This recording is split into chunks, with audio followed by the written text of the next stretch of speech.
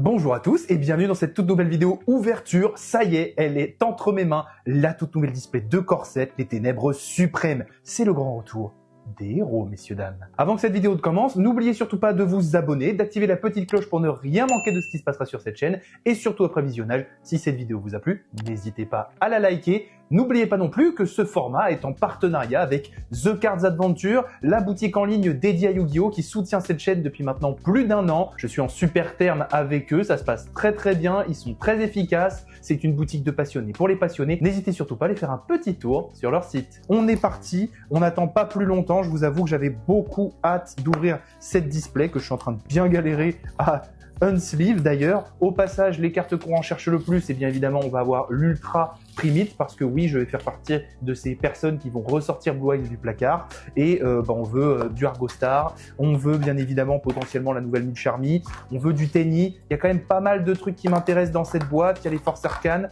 Bref, on est tout de suite parti. On commence par le côté droit, c'est celui qui me porte le moins chance. Donc, let's go. On va essayer de faire le moins de cut possible. Premier booster, c'est parti, en détente. Je vais pouvoir aussi, grâce à l'avant-première, un petit peu plus vous donner les effets gentiment. DS des deux côtés, donc ça c'est une nouvelle carte très puissante pour les decks qui jouent avec les pièces, les lancers de pièces. Donc pour les nouvelles cartes Force Arcane, c'est génial. Lorsqu'elle invoque un mousplay, on peut tuto un monstre qui a un lancer de pièces dans son effet de notre deck à notre main. Et sinon, on peut doubler l'attaque, je crois, de tous les monstres qu'on contrôle actuellement jusqu'à la fin du tour. Bref, c'est extrêmement puissant. Ça, pendant l'avant-première, ça allait chercher un Force Arcane à 2900. J'ai oublié son nom, mais il carry les games. Il carry les games de fou. Derrière, on va avoir le petit Tempura. Alors ça, c'est extrêmement drôle. C'est un monstre normal. Dans l'avant-première, il y avait un contre-piège Primite. Donc autant vous dire que ça, plus la contre-piège, ça faisait très mal. On pouvait annuler une invocation. Et sinon, ça fitait tout simplement avec la synchro Tenny que j'ai eu la chance de choper. Et j'ai arraché une game parce que j'ai norme ce petit truc. Et la synchro pouvait battle 2 fois, vu qu'il y a un monstre sans effet sur le terrain. Le Tempura, du coup, j'ai un petit affect particulier avec lui. Matériel acteur critique. Donc ça, c'est le nouveau support pour le deck Xyz. Je m'attarde pas trop dessus. Perioptodel, et c'est le petit frère de Perioforma. Ça fait des trucs avec les monstres cybers. Derrière, premier holo.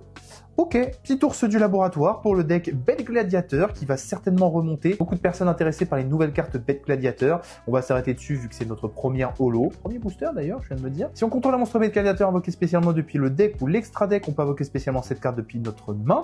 On ne peut invoquer spécialement ours de laboratoire qu'une fois par tour de cette façon. On peut sacrifier cette carte, mélanger un monstre Bête Gladiateur depuis notre main ou terrain face recto dans le deck ou l'extra deck et invoquer spécialement max de monstres Bête Gladiateur depuis notre deck. C'est traité comme une invocation spéciale par un effet de monstre Bête Gladiateur.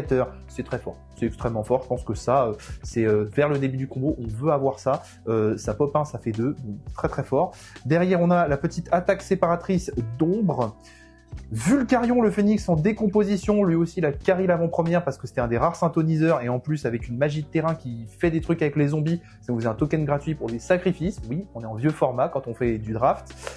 La poste des dés, la petite histoire de Die qui a un chapitre intermédiaire. N'oubliez surtout pas qu'il y a une vidéo sur cette chaîne dédiée à l'histoire des dimensions parallèles. Je vous remets le renvoi par-ci par-là, n'hésitez pas à aller checker. Et enfin, on a double joker. Alors ça, je vous invite à mettre sur pause d'ailleurs quand les effets vous intéressent. Ici plus particulièrement parce que votre ami Sniffer, il va vous cook un petit truc avec ça. Essayez de deviner, vous me direz dans les commentaires. On commence donc très fort avec une ultra rare dès le premier booster. On va enchaîner et je crois que du coup c'est 4. Hop, on va voir. Le cri primite, voilà la contre-piège dont je vous parlais, extrêmement puissante. C'est juste un petit peu comme un jugement, hein, bien sûr, mais pour l'archétype primite qu'on va bien entendu surveiller. Azamina Af, nouvelle carte du coup pour développer le lore de Diabel Star. Hein. On continue à avoir le combat entre Diabels et les forces démoniaques Azamina. Le Driangle, le dragon des profondeurs ténébreuses, qui apparemment carry un petit peu le deck Atlantide, de ce que j'ai compris. Rafale 6, sextuple barrage, donc ça c'est la continuité du nouveau support 6 samouraï. Bref, Rafale sextuple. Le labeur de la normale, ça c'était marrant aussi avec le petit Tempura. Flavien, le colisée de la Bête Gladiateur, ça c'est juste hyper fort pour le deck Bête Gladiateur. Cette nouvelle carte, elle est carry de fou. On défausse une carte, on tuto un monstre Bête Gladiateur. Lorsque l'adversaire déclare une attaque, on spare un monstre Bête Gladiateur depuis le deck. Il est non destructible au combat. Ça fait des trucs cool, vraiment, c'est très bien. Le delta d'invocation, c'est la magie de terrain dont je vous parlais avec le zombie. Idor, la base de toute chose. Ça, je l'ai pas joué, je peux pas vous en dire plus. Et le Tristaros Crystron, le nouveau petit monstre.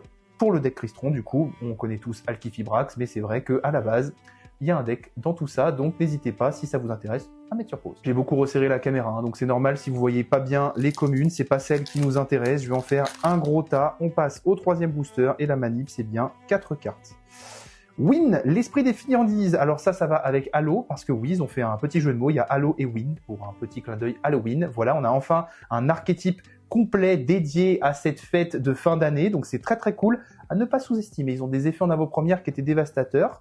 Le colonel Tac-Tac Vitesseroid, matériacteur critique, matériacteur Zeptail, jouer la Diabelle, donc là encore une fois on continue le lore de Diable Star avec un très beau combat, comme la Diabelle, l'entraînement de Diable Star quand elle était plus jeune, force de lumière, alors ça pour Force Arcane c'est du pain béni, on va pouvoir tout simplement défausser une carte tuto 2 monstres Force Arcane, donc pour un on a 2, ça booste nos monstres de 300 points d'attaque défense, nos monstres elfes, voilà, c'est juste génial, c'est extrêmement bien pendant la paix, encore une fois ça carry. On a Mitsurugi no Mikoto, un nouveau monstre de l'archétype autour des rituels Mitsurugi, je sais pas trop ce que ça fait, vous me direz dans les commentaires si c'est intéressant. Et enfin, on a l'oiseau ondulatoire, qui est une toute nouvelle Xyz, qui peut se rentrer dans le deck Flunder. Elle est plutôt marrante, elle est plutôt anecdotique, mais voilà, ça se rentre si on a envie de tenter de nouvelles choses. Je parle beaucoup, je vais lentement, c'est le début de la display, on découvre les cartes, j'ai les petites anecdotes d'avant-première qui me reviennent, mais ne vous inquiétez pas, on va avancer plus vite après. Propagation arcane, bon bah ça c'est trop fort, hein, c'est une spé ou une tuto du deck, c'est génial pour le deck Force Arcane. Grande purification Mitsurugi. Le butin du péché de la forêt blanche. Halloween, on a les deux sur la même carte, c'est tout simplement la tuto pour un des 2 petits monstres de l'archétype. Amacristron, le requin Hydrojet, la suprématie des ténèbres, ça c'est très très fort, hein, ça annule les effets en fonction du nombre de monstres fusion qu'on a sur le terrain invoqués avec fusion des ténèbres, je crois. Et enfin, je me suis fait avoir, Miracle Elclair Vitesseroid et le matériacteur Hexagar. J'ai déjà ouvert, n'empêche, en avant-première, 3 quarts de display à peu près, en équivalent, mais niveau rentabilité, oh j'ai eu de la chance, hein. J'espère que j'en aurai autant dans cette ouverture. Matériacteur critique, Sulfador Crystron, Darius Bête Gladiateur, Colonel Tac-Tac Vitesseroid, jouer la Diabelle, Dragon Orage Lumineux, ah ça c'est potentiellement dans certaines decks Blue Eyes, voilà si ça vous intéresse, je vous glisse l'info, vous pouvez mettre sur pause. Mitsurugi no Mikoto Saji, la malédiction de la tortue ancienne pour les decks zombies, et enfin, yes, Argostar, la pourfendeuse, et Théo, la première super rare du tout nouveau deck qui tourne autour des pièges continus qui deviennent des monstres. Ça rend indestructible au combat nos monstres guerriers, ça renvoie une carte sur le terrain dans la main de l'adversaire. Voilà, c'est quand même pas trop mal. Je me ferai mes petits tas de ce que je garde ou ce que je garde pas après. Pour le moment, on continue. On a dépassé le quart de la display et on va accélérer un petit peu. La grande purification, l'inclusion Crystron, le double joker, Halloween, le triangle, Force Arcane 5 le pape. Derrière, on va avoir le Cryprimite, la contre-piège. Win, l'esprit des friandises. On n'a toujours pas vu Halo. Et on a la magicienne des potartistes célestes. Je me rends compte que c'est peut-être un peu mieux d'aller faire une avant-première avant de vous présenter une display. J'ai des petites anecdotes, j'ai les effets des cartes plus facilement en tête. Vous me direz si vous trouvez ça bien et j'essaierai de le faire un peu plus souvent. Comme la Diabelle. Poste DD. Bête de Taloir. Alors ça, c'est pareil, c'était MVP de l'avant-première. C'est un cyberdragon, il se spé à 2400. C'est génial, voilà. Le double joker, le revêtement de flamme métalmorphe, Amacristron au sabrier, requin hydrojet, chevalier des ténèbres et attendez. Bon, déjà, c'est pas une cuissère. Alors, qu'est-ce que c'est? Oh, Tenii infini, nouvelle magie de terrain. On enchaîne, on veut bien entendu la secret. Heureusement, par rapport à son prix de prévente, c'est passé de 70 à 10. On est heureux parce que ça se joue x3. Le labor de la normale, malédiction de la tortue ancienne, Vulcarion, prière Mitsurugi, Rafale 6, Force Arcane 5 le pape, Azamina Af, le cavalier de l'enfer héros du mal, cool, premier héros du mal, alors lui il est incroyable, il se bannit lui-même et 4 autres monstres héros, ça pose super poli, juste, c'est très fort, voilà. Et enfin, on a Futsu no Mitama no Mitsurugi. C'est un petit peu le japonais, hein. Du coup 3400 de défense, c'est balèze, j'ai pas encore eu l'occasion de m'attarder sur les nouvelles rituels et ce nouvel archétype. J'en ai pas chopé beaucoup durant mon avant-première. J'ai chopé juste la magie qui permet de faire les rituels, mais bon, voilà. Je sais pas trop ce que ça vaut. On va poser ça là, on va enchaîner. On arrive vers la fin de la première moitié de la display en détente. Et encore une fois, vous voyez que le côté droit, pour le moment, hormis notre ultra du début d'ouverture, on n'a rien du tout. On a le planeur #2. J'ai cru voir briller. On verra. Mitsurugi no Mikoto, Halloween, attaque séparatrice d'ombre, Matériacteur, la déesse des deux côtés, ça c'est vraiment incroyable. Hein. Je vais vous présenter un deck Force Arcane, c'est promis. Vous me dites si ça vous chauffe dans les commentaires. Le grand guerrier démon du Lotus Écarlate, c'était la pire carte à tomber parce qu'on ne peut pas l'utiliser en avant-première. Dario Bey Gladiateur, et enfin, Vapeur Abyss, super rare. Ok, bon, Osef, ça brillait pas tant que ça. On enchaîne, Vulcarion le Phénix en décomposition, Grande Purification, Idor, Delta, Force Arcane, ah voilà, Force Arcane 19, le soleil, 2900, s'invoque spécialement depuis votre main sur le terrain, seulement si vous contrôlez une carte quelque part sur votre board, ou je crois même c'est sur les deux terrains, qui a un effet de lancer de pile ou face. Parce que oui, vous pouvez donner des forces arcanes à votre adversaire, donc c'est très pratique. Lorsqu'il est invoqué, bah, soit on pose une MP de l'archétype, soit on rase toutes les MP. C'est un violent rage. C'est très très fort, voilà, c'est génial. Le miracle Elclair Vitesroid, Therioptodel, ok, Sulfador Crystron, et enfin, 1700. Ouh, prison sans issue, héros du mal. Notre première secret rare, très importante. Elle se joue en x1 dans le nouveau deck héros, si ça vous intéresse, voilà, vous avez l'info. Donc, si on contrôle un monstre fusion qui doit être invoqué spécialement avec fusion des ténèbres, on peut le spé depuis notre main. On ne peut invoquer spécialement cette carte qu'une fois par tour de cette façon. On peut envoyer un monstre héros depuis notre deck au cimetière. Si vous invoquez par fusion un monstre héros ce tour, cette carte face recto peut être utilisée comme substitut pour un matériel dont le nom est mentionné, mais tous les autres matériaux doivent être corrects. Donc ça déjà, c'est en gros un bout dragon. C'est un bout dragon, c'est super fort. Et autant vous dire que à part ça, ça fouliche un héros. Bah, on a juste Shadowmess. Enfin, je sais, j'ai plus son nom en français. Je suis désolé, je vais vous mettre la capture d'écran évidemment pendant que j'en parle. Donc elle nous permet derrière de tuto un monstre héros, par exemple un Herman pour débarrer d'autres combos. Donc autant vous dire que ça, en plus, ça va se spé grâce à la toute nouvelle magie normale héros du mal. Je crois que c'est pas Contra, c'en est une autre, mais c'est vraiment bien. Ça donne de la consistance au deck héros pour avoir un peu playtesté et fait une version, moi de mon côté. Le deck héros, maintenant, il peut se prendre des entraps, il continue à jouer et ça, c'est très très fort. Ok, la première secret, très cool. J'hésite encore à me faire le deck héros. Dites-moi si vous voulez une petite decklist et une présentation de ce deck pour remplacer le deck fusion Esprit de la Terre de cette chaîne. Je pense qu'on va essayer de l'oublier, celui-là. On va donc ouvrir comme la Diabelle, Force de Lumière, je bégaye un peu, désolé, le Labeur de la Normale, Flavian, Driangle, Matériacteur X-Raptor, Requin Hydrojet, Cavalier de l'Enfer, et enfin... Ameno Murakumo no Mitsurugi. J'essaye de faire Yugi no Kado, ça marche pas. Ok, donc la petite ultra est du coup le big boss du nouvel archétype Mitsurugi. On peut invoquer rituellement cette carte avec Rituel Mitsurugi. Si cette carte est invoquée spécialement, on peut détruire tous les monstres contrôlés par notre adversaire. Si on peut le spé pendant son tour, c'est pas dégueu. Lorsque votre adversaire active une carte ou un effet rapide, vous pouvez activer cet effet. Votre adversaire peut défausser une carte où l'effet est annulé. Pas mal. Si cette carte est sacrifiée, vous pouvez ajouter une carte Mitsurugi depuis votre deck à votre main, puis vous pouvez invoquer spécialement cette carte. Ok, à la fin, c'est vraiment pas mal. Ok.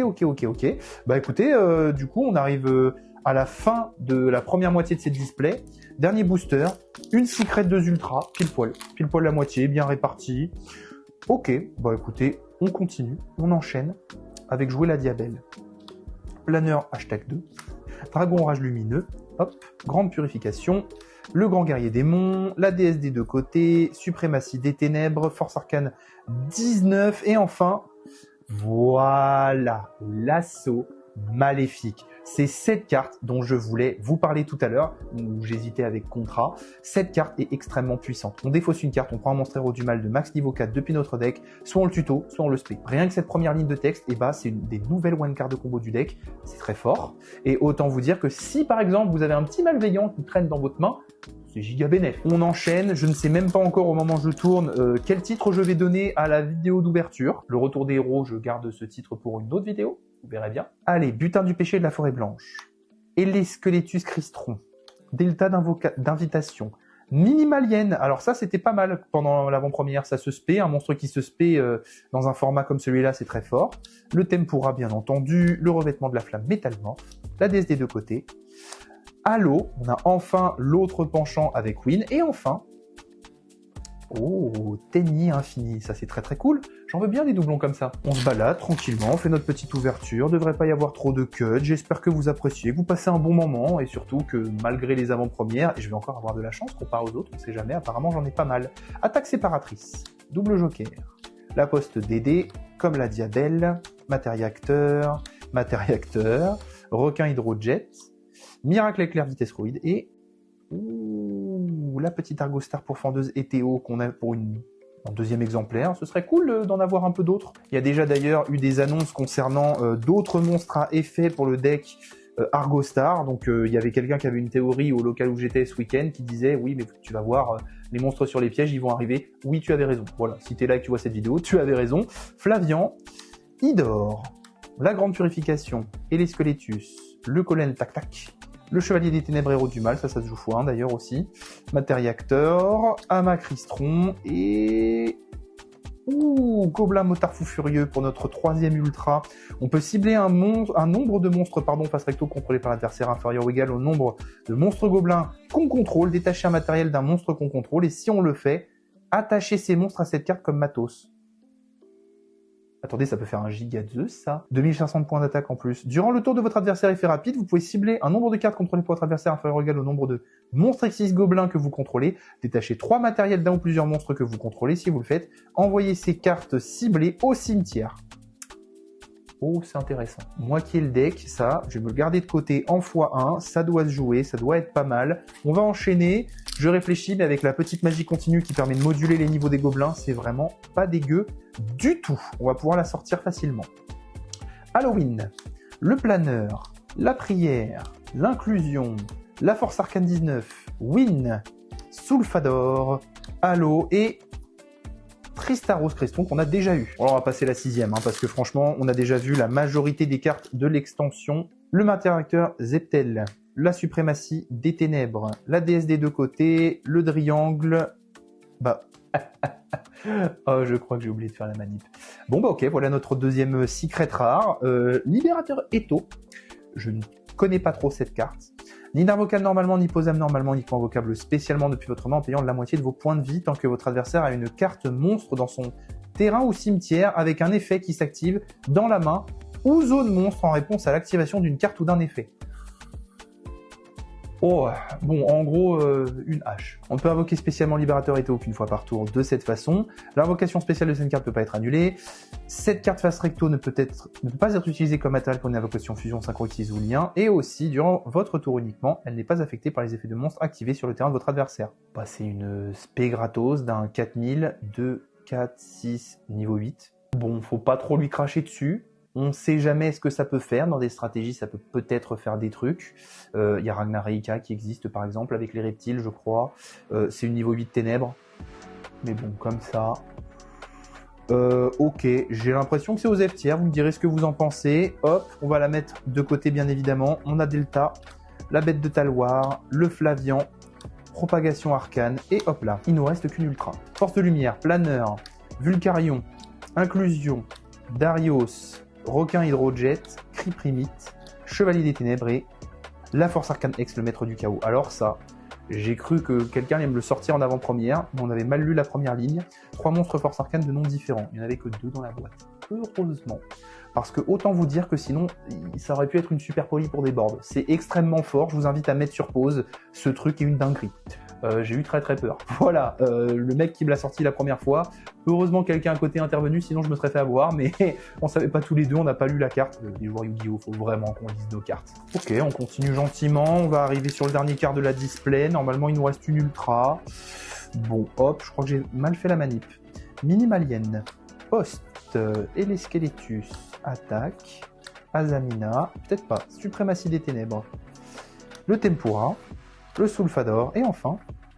Oh, Tirer Démon Forgeron, ça je crois que ça se joue x1 et c'est à garder parce que c'est très fort. Je suis désolé, hein. J'ai utilisé toute ma luck, mais vraiment toute ma luck dans le week-end d'avant-première. Je trouve que la display est pas folle, mais bon, écoutez, on se fait notre petite ouverture tranquillou. Malédiction de la Tortue, comme la Diabelle, Butin du Péché, Poste DD, j'aurais bien aimé le Mule Charlie, en vrai. Amacrystron, Miracle Éclair, Chevalier des Ténèbres, Périof... et enfin... Oh, l'assaut maléfique. Ah, ça, c'est très bien. Ça, c'est un très bon double. Il m'en faut encore un. Je suis preneur. J'ai quand même beaucoup envie de me faire le deck. Mais je vous avoue que en essayant de me le crafter, et j'ouvre en même temps le prochain booster, la liste, elle est à 50.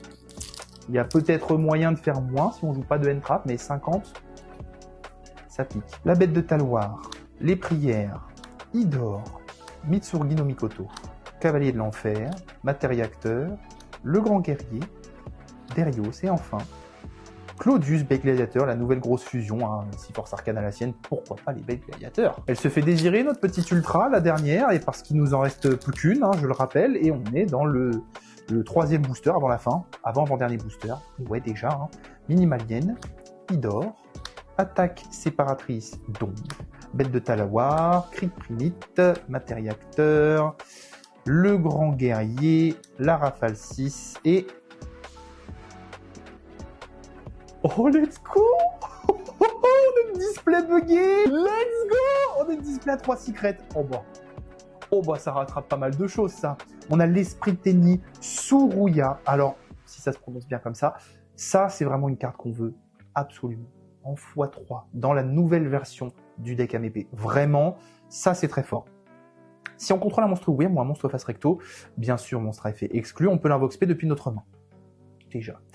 J'attire votre attention sur le fait qu'elle est niveau 4 et c'est un toniseur. Au cas où, pour que vous vous rendiez compte à quel point dans AMP, ça rentre très très bien. Avec du Tenni bien sûr, qui va être un petit peu plus présent qu'avant dans le deck. En dehors de ça, lorsqu'elle est envoyée au cimetière comme matériel pour un monstre synchro Wyrm, on peut invoquer spécialement un monstre lien Tenni depuis notre extra deck, mais il ne peut pas être utilisé comme matériel lien, puis on perd des points de vie égaux à sa classification x 1000. Donc ça c'est extrêmement fort. Bref, on va enchaîner les 2 derniers boosters. On n'en a pas parlé de la cover, hein, mais le nouveau Neos, il est très stylé et il est très très fort. J'aurais bien aimé le choper. Je crois que c'est pas encore trop tard parce qu'il est en ultra. Mais quitte à choper une ultra, j'aimerais beaucoup la nouvelle ultra Primite, qu'il me faut en x3, encore une fois. Il nous reste l'ultra, hein, je crois avoir déjà dit, je me répète peut-être, c'est nul. Malédiction de la Tortue, j'ai bolos la première carte. Double Joker, et les Skeletus, le Tempura, le Revêtement de la Flamme, Matériacteur, Halo l'Esprit des Farces, et enfin... Rose Cristron jusqu'au bout, jusqu'à la dernière seconde. On va être teasé par le suspense. Est-ce que, après avoir eu une 3e secret, on aura notre 4e ultra dans ce dernier booster? On va le découvrir tout de suite. En tout cas, j'espère que l'ouverture vous aura plu. Au final, c'est cool, mais j'ai cru voir passer assez souvent le fait que cette display, il y en avait beaucoup débugué avec 3 secrets.